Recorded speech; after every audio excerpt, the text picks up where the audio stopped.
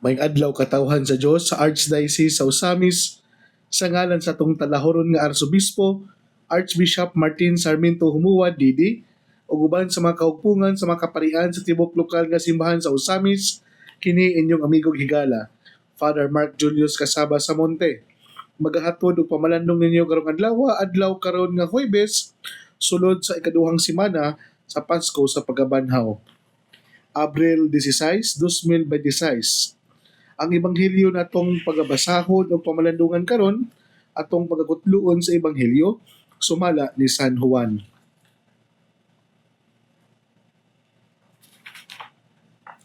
Si Jesus mingon kang Nicodemo, siya ang gikan sa itaas labaw sa tanan. Siya ang gikan sa yutanon og magsulti siya mahitungod sa mga butang nga yutanon. Siya nga gikan sa langit labaw sa tanan. Nagmatuod siya sa iyang nakita og nadungog apan walay mituo sa iyang gisulti. Ang mutuo sa iyang mensahe nagmatuod nga matinud-anon ang Dios.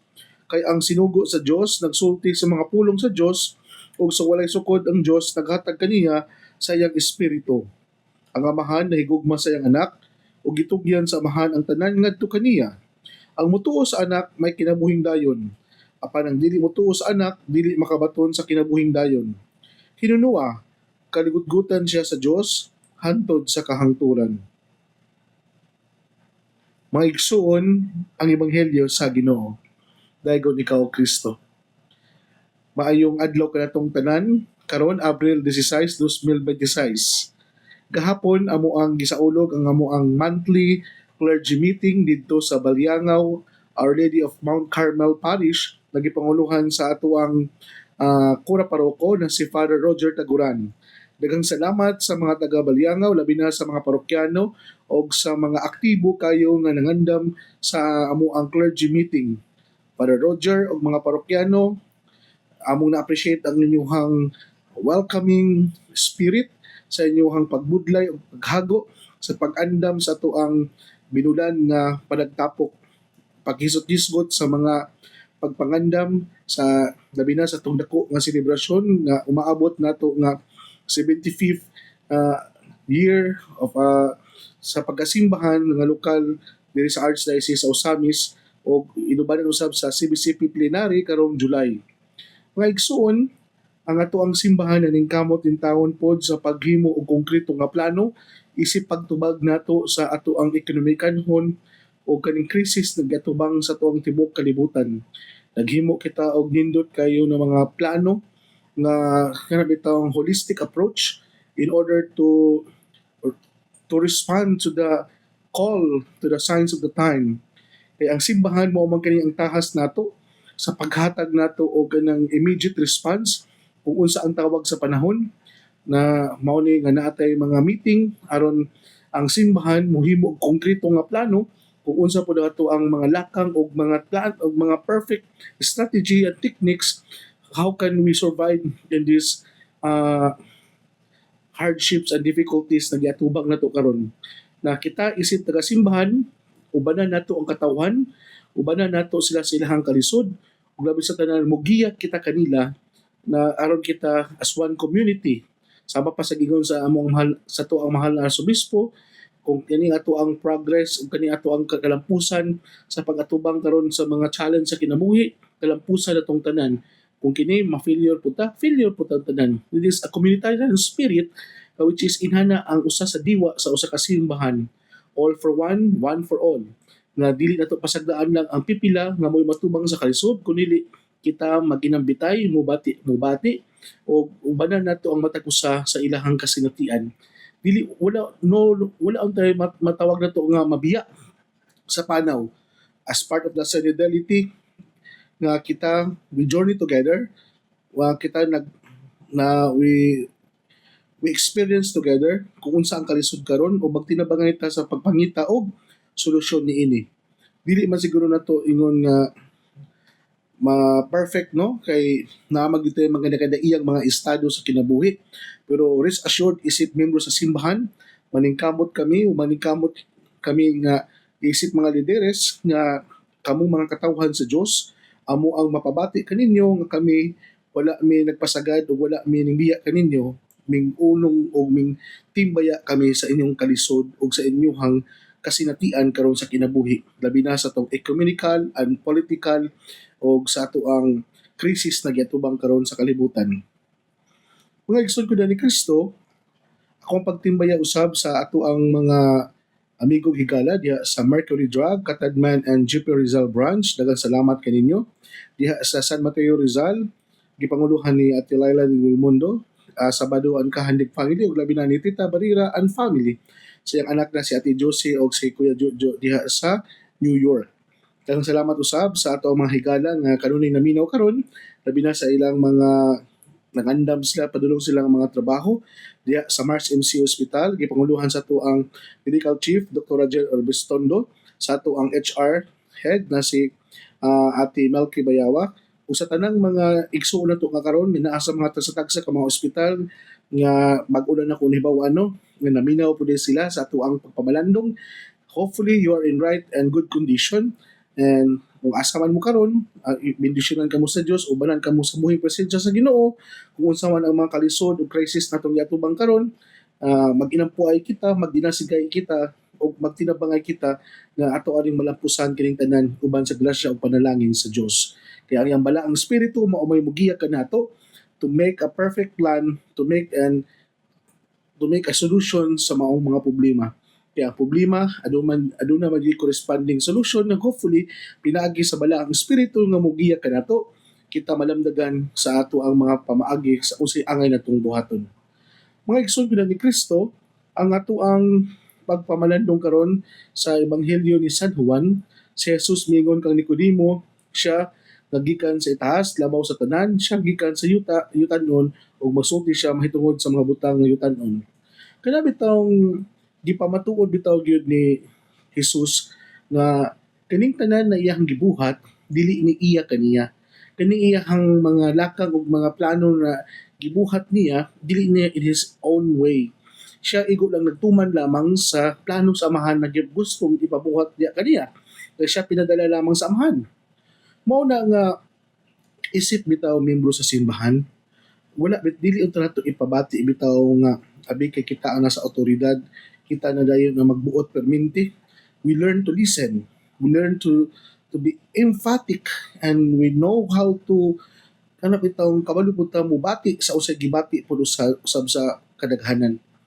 Usahay ang tao gani we are living in comfort and convenient, malimot na pud siya kung usa pud ang gibati sa kadaghanan, which is true. Mao ni nga we should be grounded with our decisions in life.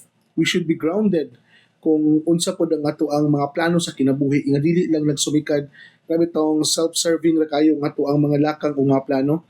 Dapat tanang nato mga desisyon o plano o mga tinguha, it should be for the common good. It should be kung unsa pod ang karami tong maka-benepisyo ang kadaghanan, dili lang ang pipila. Dapat ang majority mismo mo ay recipient o receiver sa maong benepisyo kundi dili lamang ang pipila. Kaya mao man kana ang gusto sa balaang espiritu. Ang balaang espiritu nagagiya kanato aron sa paghimo kita og mga desisyon ug lakang sa kinabuhi which is in accordance sa unsay gusto sa Ginoo.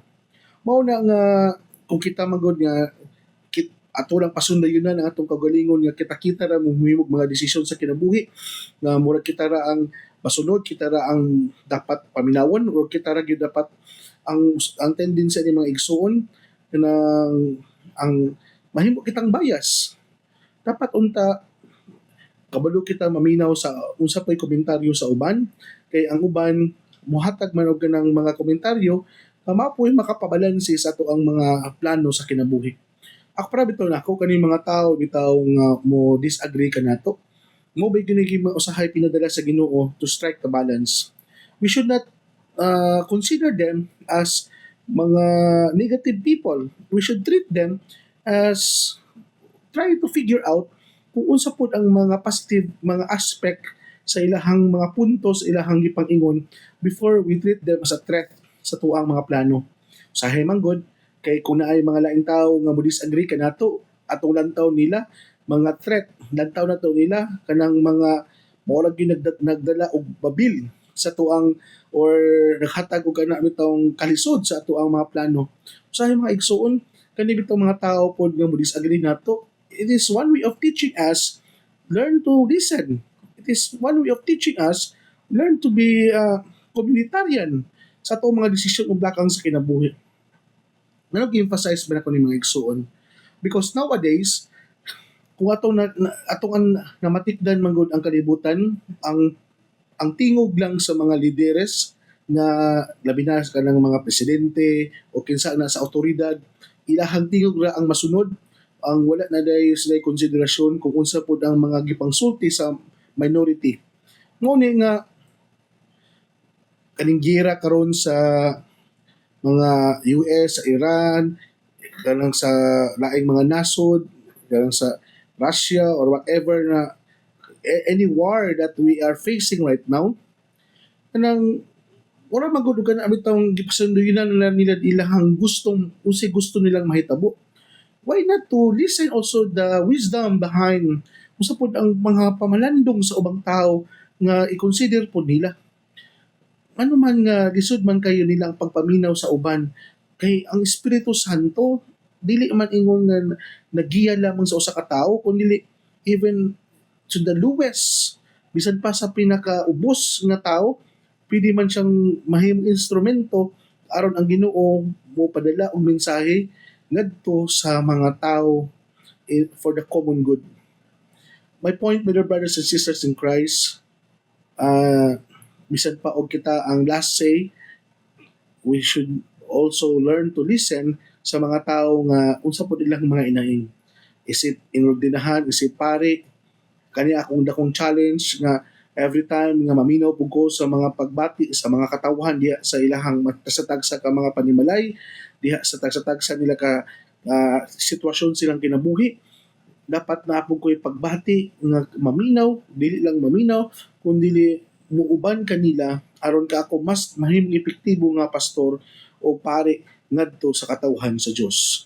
Ug mao kani ang tumong diha mga igsoon kay nganuman kay kita gipanumduman nga giingon diri ang anak dili makabaton og kinabuhing dayon hinuwa kaligutgutan siya sa Dios hangtod sa kahangturan. Nganuman mga igsoon nga walay sukod ang Dios nga naghatag kaniya sa iyang espiritu. Mao na nga dili nato wala bitaw kita ra gyud ang gigrasyahan, dili nato i-consider na mo kita ra gyud mo gikonsaran sa balaang espiritu. Anybody, all of us are gifted by the grace of God and we are enlightened by the Holy Spirit.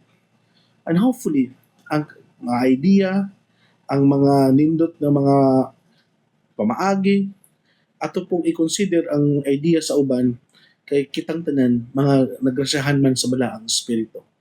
O last point mga igsoon ko ni Kristo, hinaot pa unta nga dili ta mahimong manipulative sa ato ang pagkakita.